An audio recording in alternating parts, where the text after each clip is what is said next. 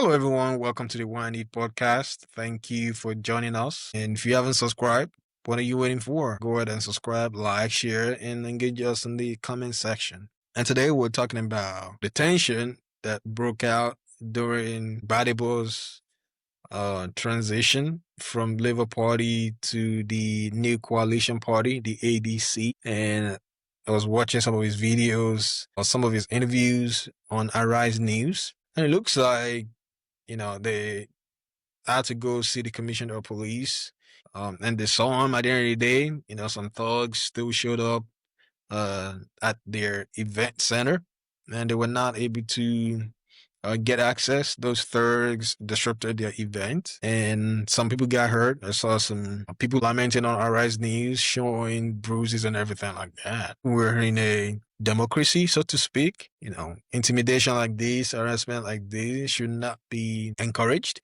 I'm sure someone had to nudge the thugs, someone had to pay them, or someone had to point them in the direction of that event so as to disrupt that event. So do you think this is the power of the state working, or do you think it's the people in Lagos saying they don't want Gbadebo? I know he ran under Labour Party as governor in 2023, and it looks like some people played tribal politics, and they were telling him to go back to Anambra. And it's still unfortunate if you go to X and you look for Gbadebo. If you go to his X account, you see some of the comments under his post saying that he should go back to Anambra State, that nobody wants him in Lagos, even though he was born in Lagos, raised in Lagos. It's only when it's time to vote for the right people we remember tribal politics. But when it comes to just mingling with each other, we do fine doing that. We marry each other every weekend. But when it comes to politics, choosing the right leaders, the instrument of the state show up and start giving all sorts of reasons why you should not vote for somebody. So what do you think about this recent event? I think it's another instance of the power of the state trying to clamp down on opposition. Because, like I asked you before we came live, I really do not see the correlation between, APC and ADC. I don't know what is their concern. What are they jittery of? But this is the kind of politics that we're playing in the country, and I think this is a dangerous kind of politics. We saw it happen in Rivers State, and now it's happening in Lagos. And in no time, other parts of the country will begin to duplicate what they're seeing. And like I always say, I like Tinubu as a person, but I detest his kind of politics. And these are some of the things that he's capable of doing. And he's not in the country, but there is issue happening here and there within the opposition. And the last time he was out of the country, there was a whole lot of big issues within the opposition. We saw people decamped, cross-carpet, move from the opposition to his party in large numbers while he was out of the country. So when I say that I like him as a person but detest his kind of politics, this is what I mean. But there is really no direct link to him, but you can always see that this is just the handwork of opposition. So, you also made mention of people playing ethnic politics, and I think it's also a dangerous kind of politics that we're playing. And this is something that comes up almost every 4 years. We cannot really rule out the political class from these activities. They basically probably pay people for them to propagate all this hatred towards one another. And like you said, and we get married to each other almost every weekend. But we cannot just agree on the politics, which is fine. But when it goes to like on a personal level, attacking people, based on their ethnicity or based on their region or based on, where they were born, it becomes, personal attack. It's no longer politics. Somebody like Gbadebo, his father is a Yoruba man. His mother, I think, is an Igbo woman. I don't really see how he's an Igbo, unless they want to redefine that. My children, my wife is a Yoruba woman. I am from Delta State. You can't wake up tomorrow and tell me that my children are Yoruba people, Well, they share it, but by blood, they are more of me than they are, of my wives. Maybe they just want to, they have to redefine it. They want to tell us what they mean when they say go back to your, where you come from. But it's just absurd. And we are seeing people from Nigeria becoming mayors in America. They have no affiliation with, they are becoming mayors. They are basically stepping up in the position of authorities, in America. They have zero affiliation in America. But, when it comes to Nigeria, we tell people to go back to where they come from. It's just sad all around. And then I think we should desist from this kind of politics. Yeah, I definitely agree with you. It's giving opposition vibes. So I would like to not believe that the president has anything to do with it. I know it's his state. He has a lot of influence in the states. He has a lot of boys that are ready to do anything for him. Maybe this is the people that are making the calls and calling the shots and say, hey, this is what I think the president will like. This is what I think the president will want. So let's go disrupt this event. So the president would know was still for him, was still 100% uh supporting him. And it's really crazy. If you look at the 2023 Nigerian presidential election, the president basically lost in Lagos. He lost in his home state. But going back to I think it was a week later when they did the governorship election, and Gbadebo couldn't come up with the vote necessary to win. So it's really crazy what people would do just to garner favor from the president, just to garner favor from the folks in the president's cabinet. But this is unnecessary. This harassment, this intimidation should have no place in Nigeria, should have no place in our community. And I want to, I want to add to what you said about, Nigerians becoming mayor, running for offices in the U.S. The U.S. is like a melting point, and I know Lagos should be a melting point as well, because we have people from all walks of life coming over to Lagos to do business, to live in Lagos, and that's why Lagos is very crowded.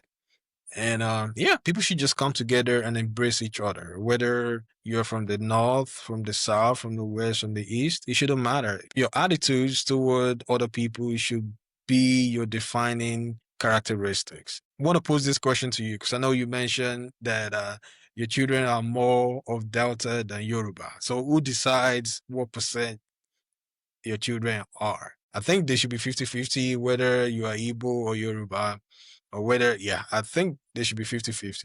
And I'm sure if you ask your children, they probably say they're Nigerians. They wouldn't say they are 100% Delta or 80% Delta or 20% Nigerian. They'll say, yeah, we're from Nigeria. We're Nigerian American. They might even tell you they're Americans. They are not Nigerian because they've never been to Nigeria. They were born here. So they're Americans. But in general, we should just come together and stop the divisive attitude. But I still want to know what your answer is. Who determines, whether the parent is 80% or whether the children is 20%?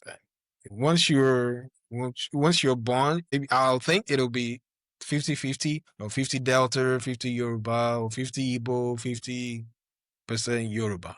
What do you think? Yeah, I mean, I honestly agree with you. You couldn't have said it any better. They should be 50-50, ideally, but we know that there's nothing ideal about Nigeria, So not most children identify more with their paternal lineage compared to their maternal lineage. In fact, tomorrow, if my son decides to run for an office in Delta State, I will really, really be very angry to see somebody telling him to go back to his mom's, because what made you think he can't contest? I'm from Delta State, so what's your reason? And this is the kind of politics. This is where we found ourselves. In fact, it happened. In fact, this is not region specific. When Akero Dolu was alive, the wife tried to run for an office in her state. I think she's from Imo State. And they basically told her to go back to her husband, That I can understand a little bit. But in my state, in Delta State, a Cardinal East local government area, the lady that is representing the local government in the state assembly is Marilyn Okowa, the daughter of former governor of Delta State. The husband is from I think it's from Ogun State or somewhere around that place. Nobody raised head. Nobody raised an objection to that. So it looks like these things we object to them when it's, when it doesn't favor us or when it's convenient to us. But when certain people are involved in this, they don't make noise about it. They don't raise concerns about it. But to answer your question, I really did not, even before I was born, this has been in existence. But it looks like culturally, children are more, their father than their mother. That's what I would think. I do not have any modern day, way to back it up, but ideally, it's been like that since inception. Yeah, I agree with you. I've never been in that situation, so I wouldn't know. But even in our Yoruba community, if the woman is from a royal lineage or a royal family, and the husband and she married into a non-royal family, I believe the children will not have the opportunity to become a royal. They will not become a king. If that man was born into a royal lineage, yeah, the children will have the right to become a king or to lead their community. So I believe that's the way it is in most communities. But here in the US, when you're talking about politics, I mean, there's some racist people that will still tell you, go back to your country and, say things like that. But in reality, no, people that usually say that are uneducated people, low class people that can barely feed themselves. But when you start mingling with upper class people, they don't care where you're from. Even though they disagree with your politics, they don't care where you're from. They'll do business with you as long as you're honest. You'll make money together. But when it comes to dealing with poor people, when it comes to dealing with low class people, those are the people that worry about ethnicity, they worry about race, and because they're looking for somebody to hate on, right? And that's why Trump was able to get a lot of their support because Trump will make them know, hey, immigrant is your problem. We need to kick them out of the country. Illegal immigrants are the problem. They commit crimes. Mexico is the problem. We're going to build a wall. So it's always been like that. Historically, it's always been like that. You look for somebody to hate on. And I don't really know who made this statement, but they said that if you tell a poor white man that a minority is the problem, you'll be able to pick their pocket before they know what's going on. So it's just crazy. It's all over the place. It's the people from the low class that worry about ethnicity, that worry about things like that. And it shouldn't be like that. Hopefully people will continue to evolve and be more accepting and be more willing to live amongst people that don't look like them. I know it's easier said than done, but hopefully people will continue to change. Yeah, I mean, if you like you said, I think at this we mainly see these things within the poor people like myself. Among the well-to-do people, the rich folks. You really want to tell me that Tinubu is hating on Dangote or Tinubu is hating on Tony Elumelu or Jim Ovia? They don't have reason to hate on each other. They don't have reason to question, Jim Ovia's residency or Jim Ovia's state of origin or Elumelu's state of origin. We saw when Herbert Wigwe died, he's from Rivers State. Everybody, all the political class, all the rich folks in Nigeria, they felt that they lost something. This is somebody that they probably don't know from Adam. They just met him while in the course of doing business, and they all felt like he's their brother. In fact, when they did the 1 year remembrance, a bit 2 years remembrance, Dangote was there. He was there when he was buried. He was there when they did his remembrance. He promised to take care of his children and stuff like that. This is, when it comes to tribal politics, net politics, is more within the poor people like us. We just look for a way to hate on each other.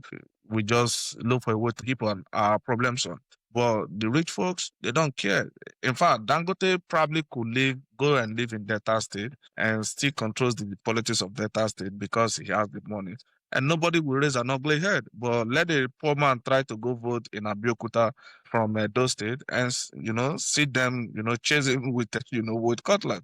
And I think I'm not even sure there is a fix for this because number one, we're dealing with people with almost little to no education. Two, they are poor, they don't have the means, so they feel like everybody is their problem. So I think we're just going to live with this for a very long time. Yeah, I agree with you. If you bring it back to the US, Elon Musk is an immigrant and people, they didn't care because He supported their candidate. People they didn't care because it was giving money to Trump, financing his campaign. But when the time came, they had a little disagreement. They were telling Musk to be deported. So it's just crazy. But Musk does business with other rich people, and they'll meet together, have meeting, and discuss on how to run the country and how who to make poorer and who to make richer. So it's just the way the system is, and hopefully our political leaders can do better, and they can bring people together and put out a message of unity instead of a message of division. Because divisiveness will take us nowhere. We need to live together and help each other get to the next level. Yeah, in conclusion, I think it's really absurd to tell somebody to go back to their state, even though in a case where they have like a dual parent, like parents that are from different parts of the country, I think it makes zero sense to tell them to go back to where they come from. I think we should learn to tolerate each other. I honestly think that the ethnic politics is costing us good leadership. So I think we should be more focused on who will be able to do the job rather than where you're from. We've seen over the years, Buhari was a disaster. We voted for him. People voted for him because he's the northerner, because he was the northerners, not northern Nigerian tons to produce the presidency. We saw what Jonathan did. Jonathan was almost like a disaster too, because he's from the south. People wanted to vote for a southern presidency. I think the ethnic politics is costing us good leadership. I think for the country to move forward, we need to close eyes to ethnicity and rather vote people based on competence and based on track record, and give people that really have the ability to change the course of the country, give them chance to test their hands on leadership instead of voting people based on you are from Delta State, you are from Edo State, it's the turn of the Yorubas, it's the turn of the Igbos, it's the turn of the Northerners.